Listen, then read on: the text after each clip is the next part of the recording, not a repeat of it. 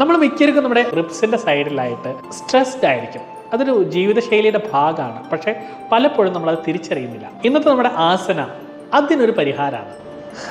വലത്തെ കൈ മെല്ലെ വലത്തെ സൈഡിൽ താഴെ വയ്ക്കുക, ഇടത്തെ കൈ ചെവിയോട് ചേർത്ത് വയ്ക്കുക. സാവകാശം വലത്തെ കൈമുട്ട് മടക്കുക, കൈമുട്ട് താഴെ വയ്ക്കുക, കൈ ചെവിയുടെ സൈഡിൽ കൈ പരമാവധി മുകളിലേക്ക് സ്ട്രെച്ച് ചെയ്യുക.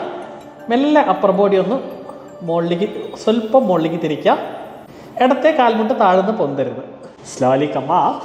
രണ്ട് സൈഡും മിനിമം 1 മിനിറ്റ് സ്റ്റേ ചെയ്യാൻ നോക്കുക. നമ്മുടെ ശരീരത്തിനെ ഇങ്ങനെ സൈഡിലോട്ട് സ്ട്രെച്ച് ചെയ്യുമ്പോൾ നമ്മുടെ റിബ്സിൻ്റെ ഇടയിലൊരു സ്പേസ് ഉണ്ടാക്കുകയാണ്. അത് ഓട്ടോമാറ്റിക്കലി നമ്മുടെ ബ്രത്തിൻ്റെ ക്വാളിറ്റി കൂട്ടും, കൂടുതലായിട്ട് ശ്വാസം എടുക്കാൻ നമ്മളെ സഹായിക്കും. അതുപോലെ തന്നെ ഈ ഒരൊറ്റ പോസ്റ്റ് നമ്മുടെ റിബ്സിനെയും സ്പൈനിനെയും നമ്മുടെ ഹിപ്പിനെയും ഒരുപോലെ സ്ട്രെച്ച് ചെയ്യുകയും അവിടേക്കുള്ള സർക്കുലേഷൻ വർദ്ധിപ്പിക്കുകയും ചെയ്യും. നമ്മളിന്ന് പ്രാക്ടീസ് ചെയ്തത് പാർശ്വസുഖാസനാണ്. അടുത്ത പോസ്റ്റുമായിട്ട് നാളെ കാണാം.